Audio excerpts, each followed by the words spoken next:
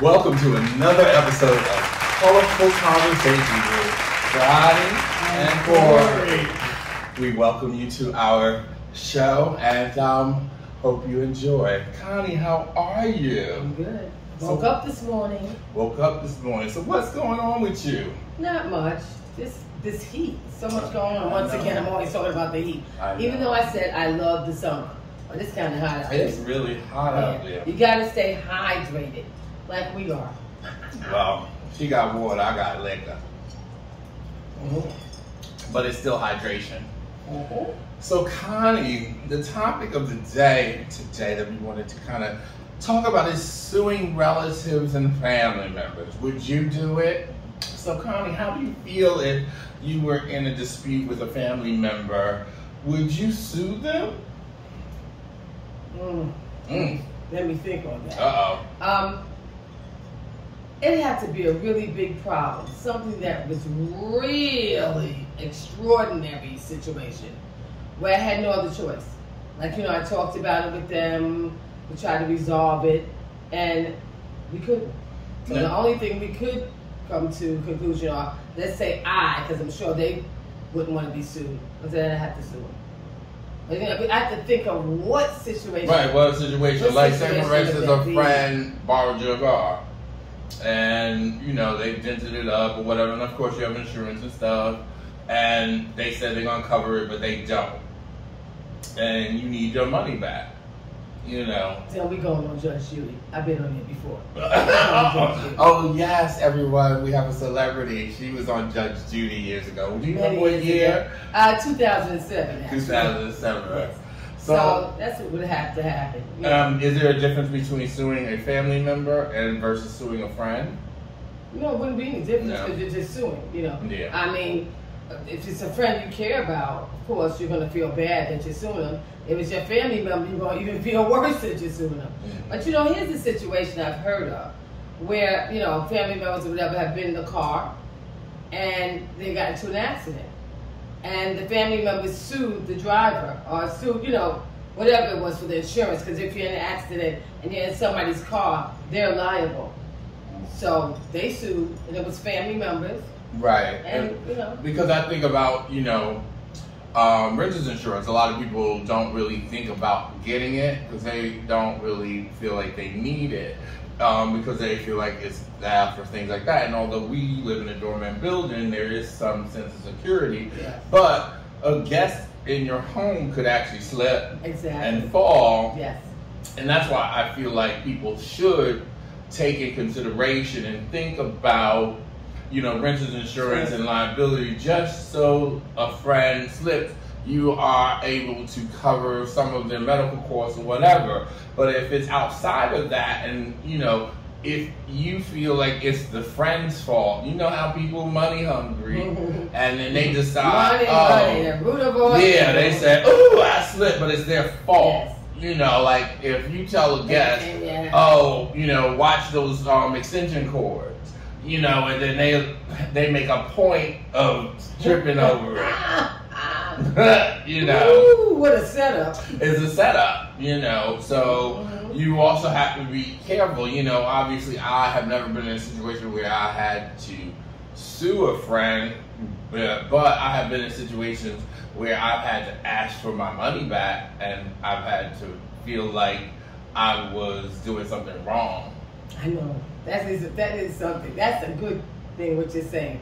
When somebody owes you money and you're close to them, and you've already asked them maybe once, maybe twice. But now you really need your money back. It might be, you got to pay your own bills, you got to pay your rent, you got to pay your car note. So you really need your money back.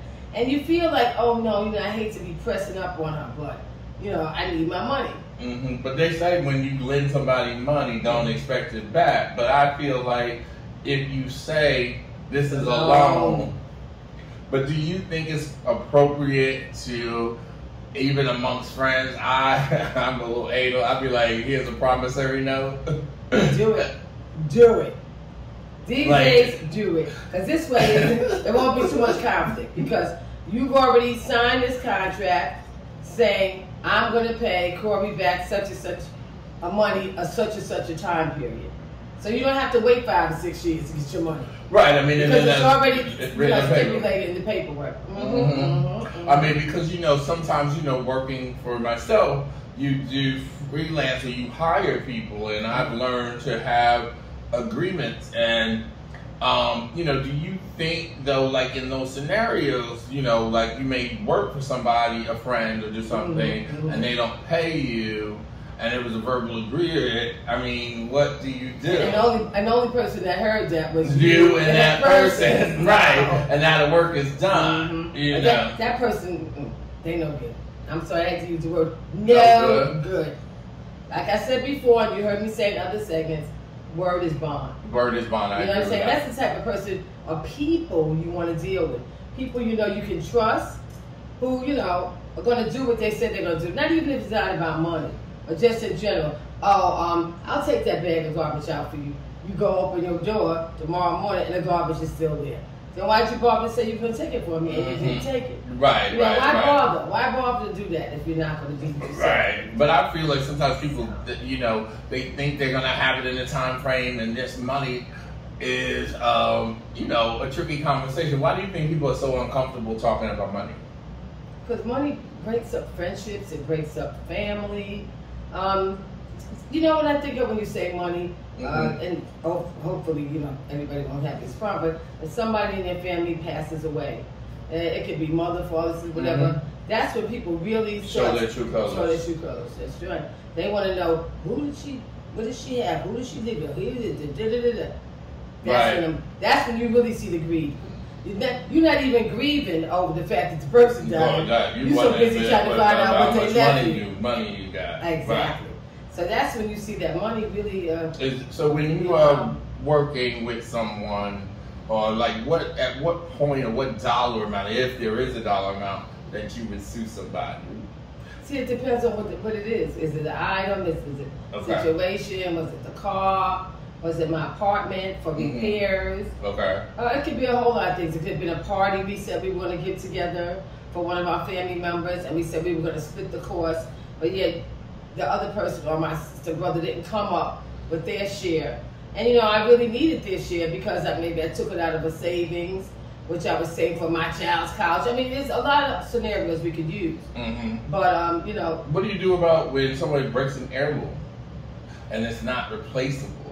And there's not really any value there's not any like dollar value, monetary value, but there's value to maybe someone gave you something, emotional attachment. Well, I mean, what can you do? They broke it, and if they don't have the decency to say, listen, don't worry, either give you the money so you can find another one, or I'll look for it, see if I can find it and get it for you, or just tell me what you think the cost of it is, and I can give you that. But if they don't do any of that, say la vie, like they said, boy, bye. Girl, bye. Bye. Don't deal with them no more. Because the breaking of the glass is just like a symbol. You broke the glass, okay, and you didn't even try to apologize or do anything to, get me another one, whatever. So that means that they do something else, their character will be the same. Right. You know what I'm saying? That just shows you that's who they are. Like once again, somebody shows you who they are, believe them. So I have a tricky question for you. Because it just popped in my mind. What if you were dating someone, y'all live together?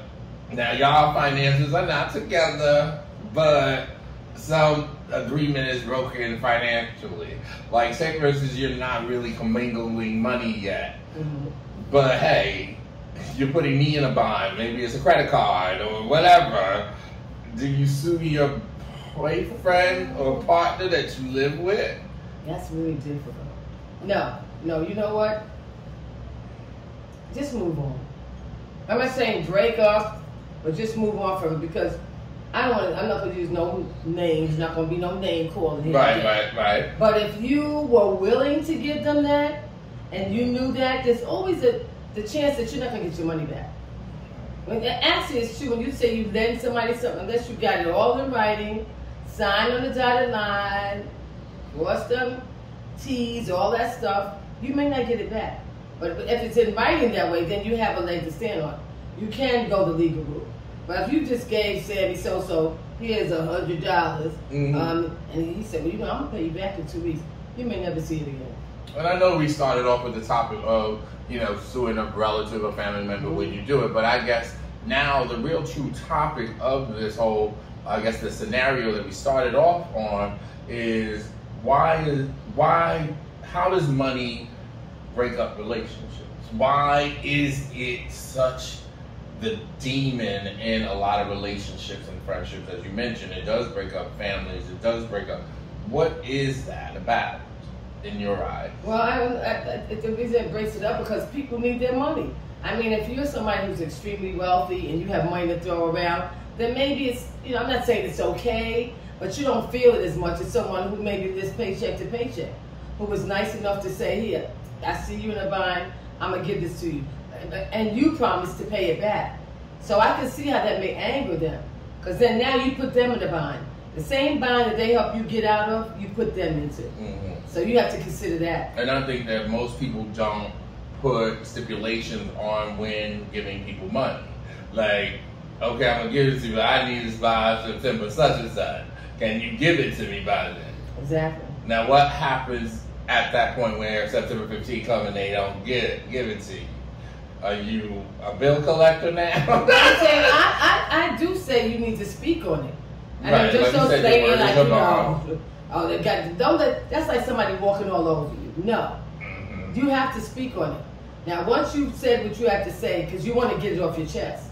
So, because that's just going to give a lot of animosity between you. You're going to be always angry when you see them. Maybe you even stop speaking to them. People have reached that point. Yeah, where they start speaking over maybe even $50. So it's better to approach them and say what you have to say.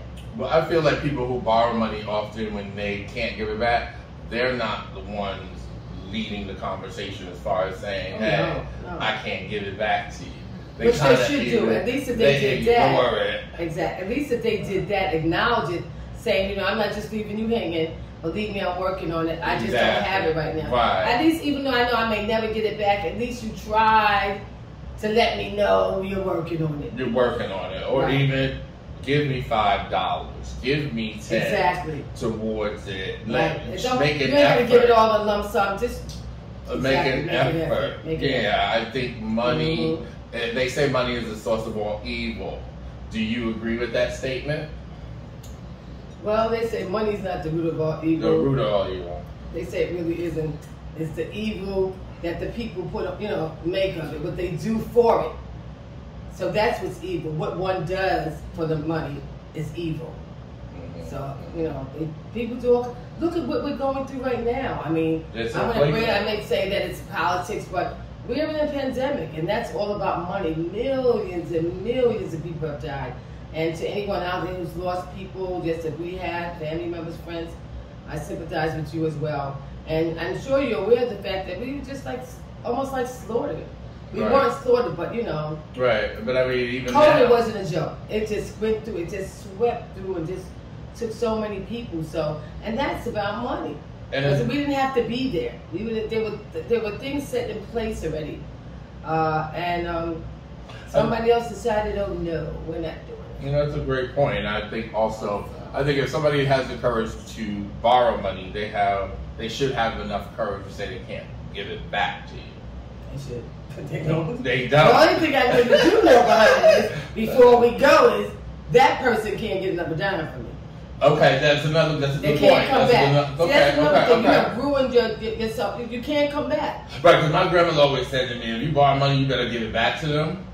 Because I'd rather give it back to you because I might need to borrow it again. They won't ever give it again. And if anything, if it's a family member or a friend that's in a circle, and you might say, George didn't give me back my money. You might say, get out of here. He didn't. Then when George comes to you, if he's a part of your circle of friends, you're not getting nothing from me. So that was a fair warning to everybody else. Oh, so you think it's okay to tell somebody? Yeah, if you're on a group of friends or whatever, and everybody knows each other. And you might say, I let George about $100. And he didn't give it back to me. So that makes, at least that's like letting everybody else be aware. Watch out over there. That brick is about to fall. Now what happens? George is about to come. Okay, so good question. So I got another thing for you. So if George comes and says, he gave me my $100 back. And now you can get yours. Bye.